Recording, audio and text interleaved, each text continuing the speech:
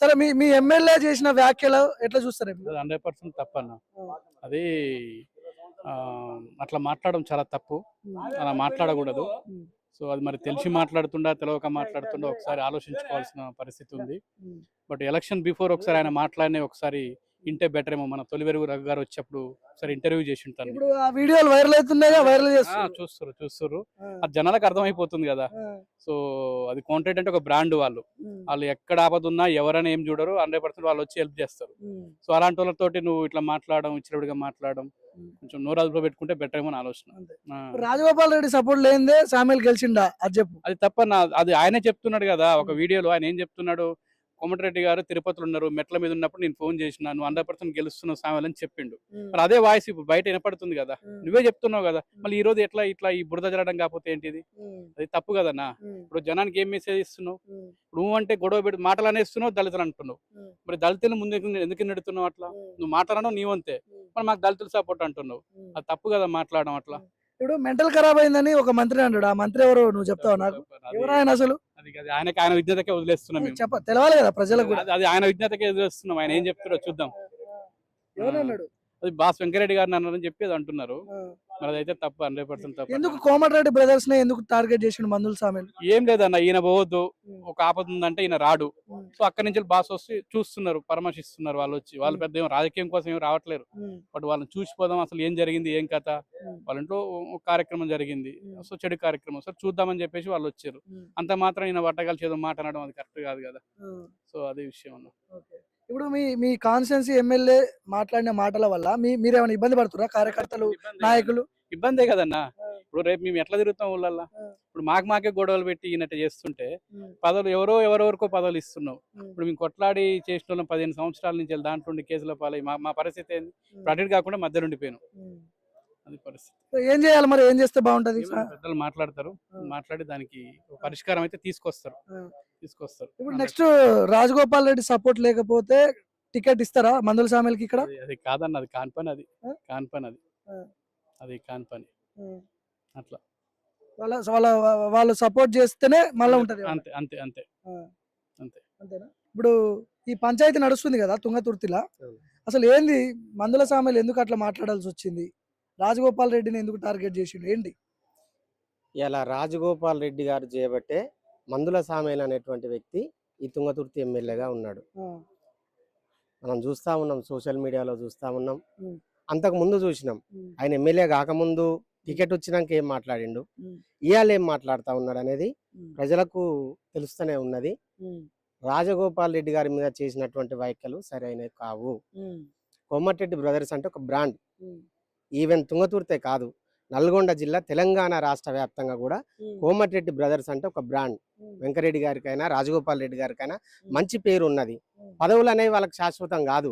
పదవిలో ఉన్నా లేకున్నా ఎప్పుడు ప్రజలలో ఉండి ప్రజల సమస్యలు తెలుసుకొని ప్రజల కోసం పనిచేసేటువంటి వ్యక్తులు వాళ్ళు. ఓన్లీ ప్రోటోకాల్ గురించి జరిగిన పంచాయతీనా, లేకపోతే సామ్యుల్ని వాళ్ళే టార్గెట్ చేస్తున్నారా, లేకపోతే ఏంటి అసలు? వాళ్ళే కోమటిరెడ్డి బ్రదర్స్ సామ్యుల్ని టార్గెట్ చేస్తున్నారు అనేది వాళ్ళ వర్గం చెప్తున్నారు. టార్గెట్ ఏం చేయలేదు. రాజగోపాల్ రెడ్డి గారు వచ్చినటువంటిది ఒకటి ఆయనకు పర్సనల్ కార్యక్రమం. అది ఏదో పార్టీ మీటింగ్ కాదు, లేకపోతే ఇంకేదో అఫీషియల్ మీటింగ్ కాదు. అక్కడ చనిపోయినటువంటి కుటుంబాన్ని ఓదార్చడానికి వచ్చిండు అంతే తప్పితే గానీ ఇదేదో ప్రోటోకాల్ జరిగి ఇంకేదో అయింది కాదు. కానీ సామ్యుల్ గారే దాన్ని ముందుగా తీసుకొని నాకు తెలియకుండా ఎట్లా వస్తారు కాన్స్టిట్యున్సీకి, నేనున్నా అని చెప్పేసి ఆ పర్సనల్ విషయాన్ని ఇప్పుడు దీన్ని పెద్దగా చేయడం జరిగింది. ఇప్పుడు డప్పులు మోగుతాయి, దండోరాలు మోగుతాయి, మాదిగ బిడ్డని దళిత ఎమ్మెల్యేని కాబట్టి మీరు ఇట్లా నా మీద ఆధిపత్యం చలాయిస్తున్నారు, ఇవన్నీ మాట్లాడుతున్నారు. ఏంటి అసలు? కాంగ్రెస్ పార్టీ కులాలను మతాలను చూడదండి, అందరినీ సమానంగా చూస్తుంది. ఇవాళ ఎస్సీ రిజర్వ్డ్ అయింది కాబట్టి నువ్వు ఇక్కడ ఎమ్మెల్యే అయినావు, దళిత ఒక మాదిగ బిడ్డగా నువ్వు ఇక్కడ ఎమ్మెల్యే అయినావు అంతే తప్పితే గానీ దీన్ని ఏదో నీ స్వలాభం కోసమే చేస్తా ఉన్నావు. నీ ఎమ్మటున్నటువంటి వాళ్ళని, నీ కొవ్వొట్టులను కాపాడుకోవడానికే దీన్ని మొత్తం పార్టీకి పూస్తా ఉన్నావు తప్పితే గానీ పార్టీ ఏదైనా నిర్ణయం తీసుకున్నది కాంగ్రెస్ పార్టీ అంటే దానికి కట్టుబడి ఉంటది. ఇది పార్టీకి సంబంధించింది కాదు.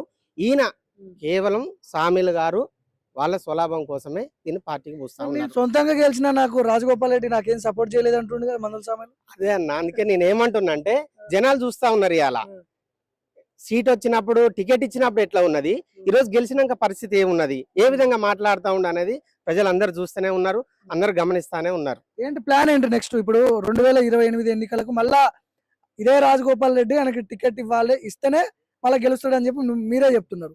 ఆ పరిస్థితి ఉందా ఇక్కడ?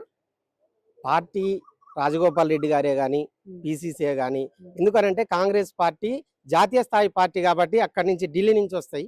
సరే లోకల్లో ఉన్నటువంటి నాయకుల బలం కూడా కొంత అవసరం.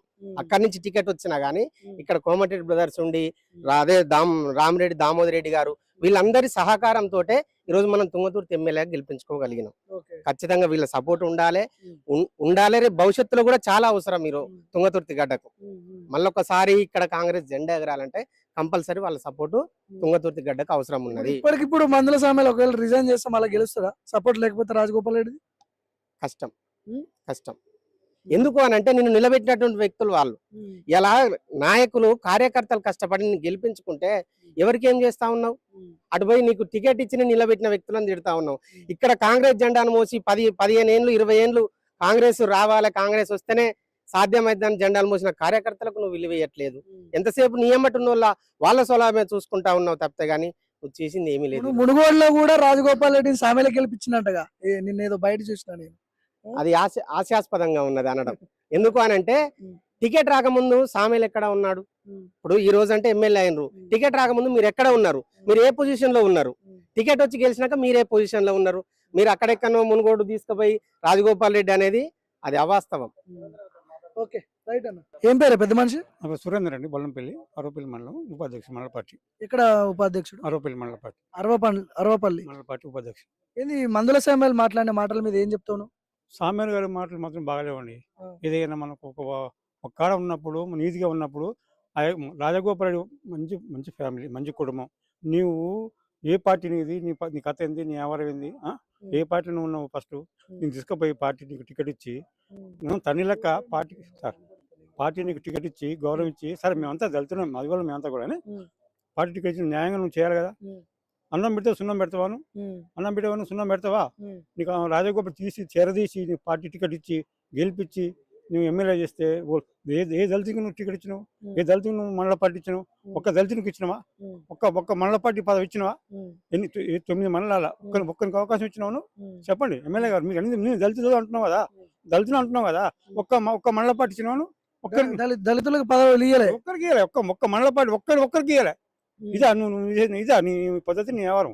ఇసుకదందా నడుస్తుందా? ఎందుకు నడవదండి? బ్రహ్మాండం నడుతుంది. కోట్ల రూపాయలు పోతూనే ఉన్నాయి. అవి పోతూనే నడుతూనే ఉన్నాయి. అవి నడుతూనే పోతూనే ఉన్నాయి. ఏమైనా పేరుకే గానీ ఎస్సీలు కానీ చేసింది ఏమీ లేదు. మరి గతంలో మాజీ ఎమ్మెల్యే ఉన్నప్పుడు అప్పుడు అసలు ఇసుక జోలికి వస్తే మామూలుగా ఉండదు. మొత్తం మామూలు అది ఏది కాదు అంత. ఆయన వల్ల ఏది కాదు, ఏది చేయడు. ఆయన పేరేమో దళిత అని చెప్తాడు కానీ దళితకే మోసం చేస్తున్నాయి. ఒక్క దళిత బిడ్డకు నువ్వు న్యాయం చేసినావా? చెప్పండి నువ్వు న్యాయం చేసినావా? చెప్పు. ఒక దళిత బిడ్డకి ఏమైనా పోస్ట్ ఇచ్చినావా? మండల పార్టీ ఇచ్చినావా? గ్రామ శాఖ? రాజగోపాల్ రెడ్డి నన్ను గెలిపించలేదు, నాకు ప్రచారానికి రాలేదు, నేనే సొంతంగా గెలిచిన అంటుండగా. ఆయన ముఖం చూసి ఎవరు వేరేదండి. పార్టీ కార్యకర్తలు పోరాటం చేసినా గెలిచిన ఆయన.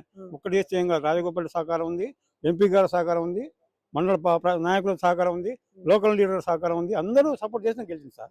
ఆయన ఒక్కటి గెలిచిన ముచ్చటే కాదు అది. మేమందరం లేదు సపోర్ట్. ఆయన ఒక్కడే ఎట్ట గెలవడు. ఆయన గెలిచే ముచ్చటే లేదు. ఎట్ట గెలుతున్నాండి? ఇప్పుడు రిజైన్ చేస్తే మళ్ళీ గెలుస్తారా? సపోర్ట్ గెలిచే దగ్గర ఆయనకి మనం వచ్చే దగ్గర టికెట్, మన గెలిచే దగ్గర ఆయన గెలిచే దగ్గర మన టికెట్ వచ్చే దగ్గర సార్. టికెట్ రాదా? ఏది రాదు, వచ్చే ముచ్చటే లేదు. ఆయన గెలిచే ముచ్చటే లేదు. మళ్ళీ ఊరికి సపరేట్ ఇక్కడ పోతుంది. మళ్ళీ సేమ్ మా దగ్గర ఉంటుంది ఆయన కూడా. ఏదో రాజగోపాల్ మంచి కుటుంబం, అది మంచి ఫ్యామిలీ వాళ్ళది. వాళ్ళ సహకారం తీసుకొని నువ్వు ఎమ్మెల్యే అయినవా? ఎందుకంటే ఇదంతా బలమైన పద్ధతి కాదు. ఇది సమాజంలో ఒప్పుకోదు విషయం.